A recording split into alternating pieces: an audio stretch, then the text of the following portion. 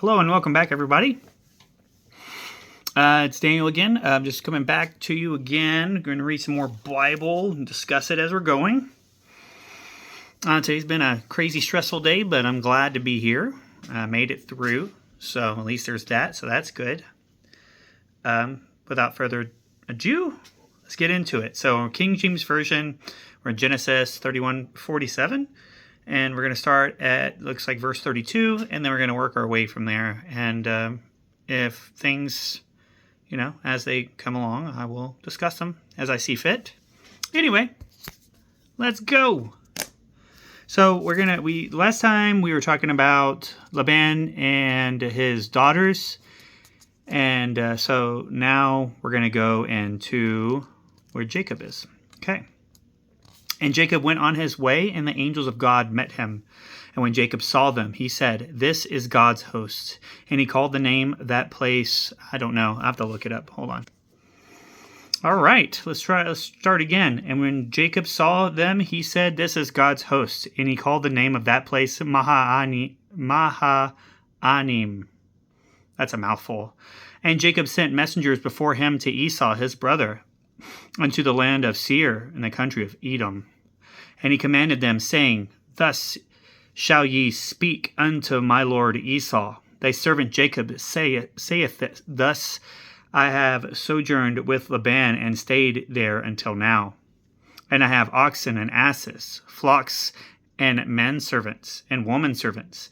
And I have sent to tell my lord, that I may find grace in thy sight." And the messengers returned to Jacob, saying, "We came to thy brother Esau, and also he cometh to meet thee, and 400 men with him." Why did he bring so many people? It's a lot of people. 400 people? Goodness. When Jacob was greatly afraid and distressed, obviously, why? It's 400 people. It's a lot. And he divided the people that was with him, and the flocks, and the herds, and the camels, into 2 bands, and said, "If Esau come to the one company, and smite it, then the other company which is left shall escape." And Jacob said, "O God, my father Abraham, and God of my father Isaac, the Lord, which sayest unto me, Return to thy country, and to thy kindred, and I will deal well with thee. I am not worthy of the least of all the mercies, and of all the truth, which thou hast showed unto thy servant. For with my staff I passed over this Jordan, and now am I become 2 bands. Deliver me, I pray thee, from the hand of my brother, from the hand of Esau, for I fear him, lest he come and smite me, and the mother with the children. And thou saidst, I will surely do thee good, and make thy seed the sand of the sea, which cannot be numbered for multitude." And he lodged there the same night, and took of that which came to his hand a present for Esau his brother, 200 she-goats, and 20 he-goats, 200 ewes, and 20 rams, 30 camels with their colts, 40 kine, 10 bulls, 20 she-asses, and 10 foals. And he delivered them unto the hand of his servants, every drove by themselves. And he said unto his servants, "Pass over before me, and put a space betwixt drove and drove." And he commanded the foremost, saying, "When Esau my brother meeteth thee, and asketh thee, saying, Who art thou? And whither goest thou? And whose are these before thee? Then thou shalt say, They be thy servant Jacob. It is a present sent unto him, my lord Esau, and behold, also he is behind us." And so commanded he the second, and the third, and all that followed the droves, saying, "On this manner shall ye speak unto Esau, where ye find him." Sounds like he's trying to butter him up so he doesn't smite him, which may be a solid, choice, but I don't know. Well, we'll see. And say ye moreover, behold, thy servant Jacob is behind us, for he said, I will appease him with a present that goeth before me, and after I will see his face. Peradventure he will accept of me. So went the present over before him, and himself lodged that night in the company. And he rose up that night, and he took his 2 wives and his 2 woman servants, and 11 sons, and passed over the ford Jabbok. I'm going to look that up. One second. The name is Jabbok. Okay. And he took them and sent them over the brook, and sent over that he had. And Jacob was left alone, and there wrestled a man with him until the breaking of day. Wrestled a man? Okay. And when he saw that he prevailed not against him, he touched the hollow of his thigh, and the hollow of Jacob's thigh was out of joint as he wrestled with him. So I guess they wrestled with some dude, and then he hurt himself. And he said, Let me go, for the day breaketh. And he said, I will not let thee go, except thou bless me. And he said unto him, What is thy name? And he said, Jacob. And he said, Thou shalt be called no more Jacob, but Israel. For as a prince hast thou power with God and with men, and hast prevailed. And Jacob asked him and said, Tell me, I pray thee, thy name. And he said, Wherefore is it thou dost ask after my name? And he blessed him there. And Jacob called the name of the place, I gotta look it up. Looks like it's Peniel, for I have seen God face to face, and my life is preserved. And he has passed over Peniel. The sun rose up upon him, and he halted upon his thigh. Therefore the children of Israel eat not of the sinew which shrank, which is upon the hollow of the thigh, unto this day, because he touched the hollow of Jacob's thigh and the sinew that shrank. So they're not eating the sinew, which is of the thigh of, I guess, of, doesn't say here, but I can imagine it's not people. So, okay. And Jacob lifted up his eyes and looked, and behold, Esau came, and with him 400 men, and he divided children unto Leah, and unto Rachel, and unto the 2 handmaids. And he put the handmaids and their children foremost, and Leah and her children after, and Rachel and Joseph hindermost. And he passed over before them, and bowed himself to the ground 7 times, until he came near to his brother. And Esau ran to meet him, and embraced him, and fell on his neck, and kissed him, and they wept. And he lifted up his eyes, and saw the woman and the children, and said, Who are these with thee? And he said, The children which God hath graciously given thy servant. Then the handmaidens came near, they and their children, and they bowed themselves. And Leah also with her children came near and bowed themselves. And after came Joseph near and Rachel, and they bowed themselves. So it didn't turn out to be. He planned ahead, but he didn't. It seems like he didn't need to. And he said, What meanest thou by all this drove which I met? And he said, These are to find grace in the sight of my Lord. And Esau said, I have enough, my brother. Keep thou hast unto thyself. So he's like, I don't need more stuff. Keep it. And Jacob said, Nay, I pray thee, if now I have found grace in thy sight, then receive my present at my hand. For therefore I have seen thy face, as though I have seen the face of God, and thou wast pleased with me. So he was kind of freaking out for a while. Did all this. Turns out he didn't need to. But it's always better to plan than to be surprised. Take, I pray thee, my blessing that is brought to thee, because God hath dealt graciously with me, and because I have enough. And he urged him, and he took it. And he said, Let us take our journey, and let us go, and I will go before thee. And he said unto him, My Lord knoweth that the children are tender, and the flocks and herds with young are with me. And if men should overdrive them one day, all the flock will die. Let my Lord, I pray thee, pass over before his servant, and I will lead on softly, according as the cattle that goeth before me, and the children be able to endure, until I come unto my Lord into Seir.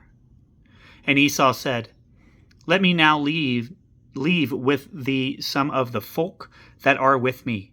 And he said, What needeth it? Let me find grace in the sight of my Lord. So Esau returned that day on his way unto Seir, and Jacob journeyed to, I don't know, it's some place is called Succoth. And Jacob came to Shalem, the city, And Jacob came to Shalem, the city of Shechem, which is in the land of Canaan, when he came from Padanaram, and pitched his tent before the city, and he bought a parcel of the field, where he had spread his tent at the hand of the children of Hamor, Shechem's father, for 100 pieces of money. 100 pieces of money. And he erected an altar, and he called it I don't know. I have to look that up. God. Coming. And he erected there an altar, and he called it El Elohe Israel. And Dinah, the daughter of Leah, which she bare unto Jacob, went out to see the daughters of the land. And with Shechem, the son of Hamor, the Hivite, prince of the country, saw her, he took her, and lay with her, and defiled her. Why did he do that? What a bad person. And his soul clave unto Dinah, the daughter of Jacob, and he loved the damsel, and spake kindly unto the damsel. And Shechem spake unto his father Hamor, saying, Get me the damsel to wife.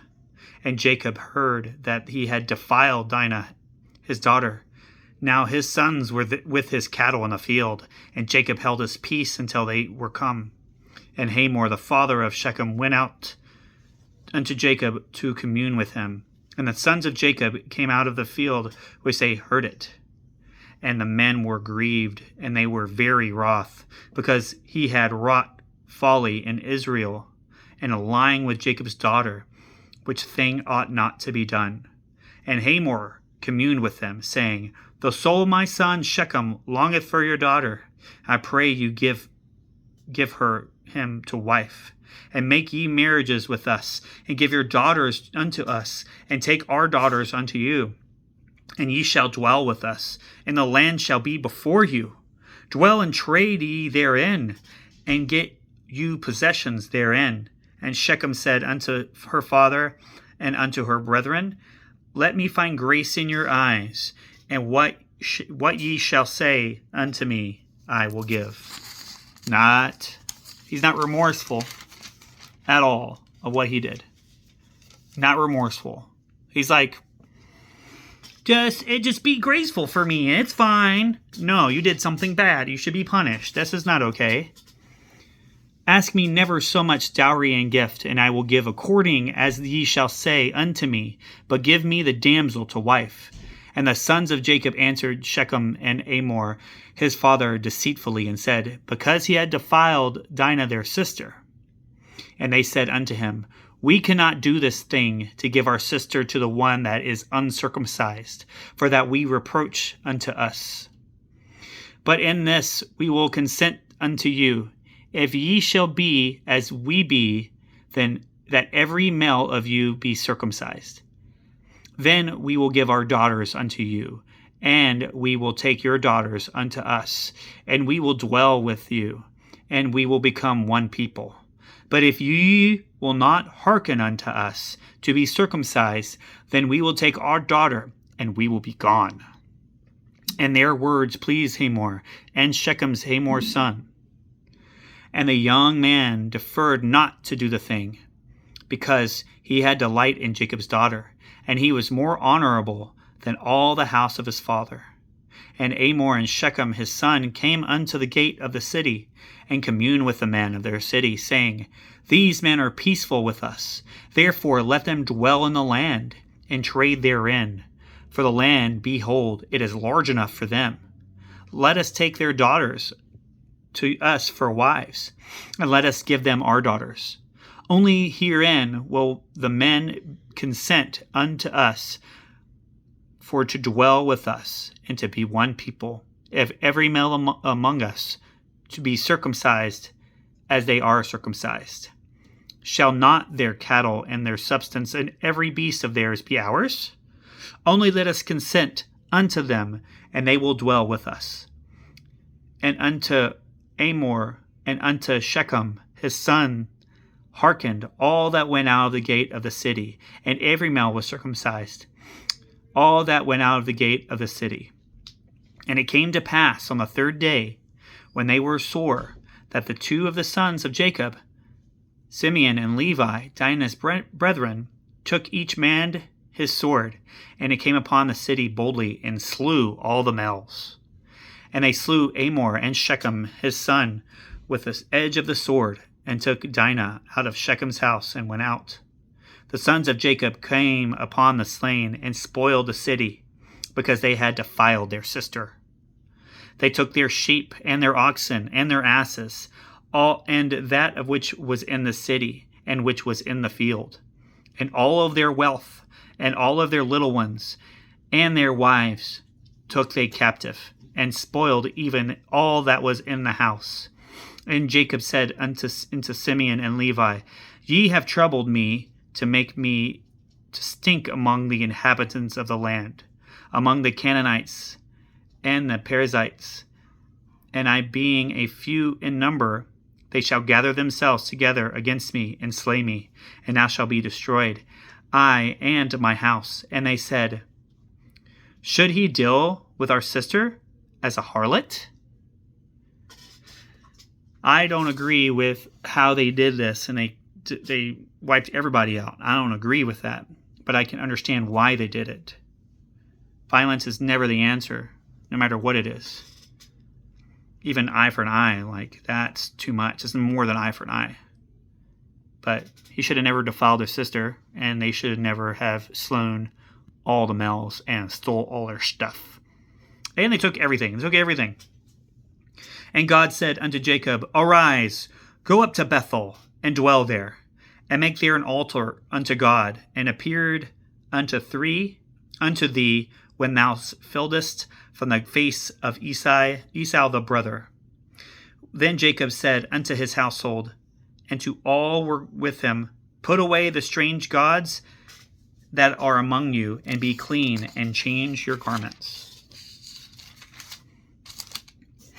And let us arise, and go forth up to Bethel, and I will make there an altar unto God, who answered me in the day of my distress, and was with me in the way which I went.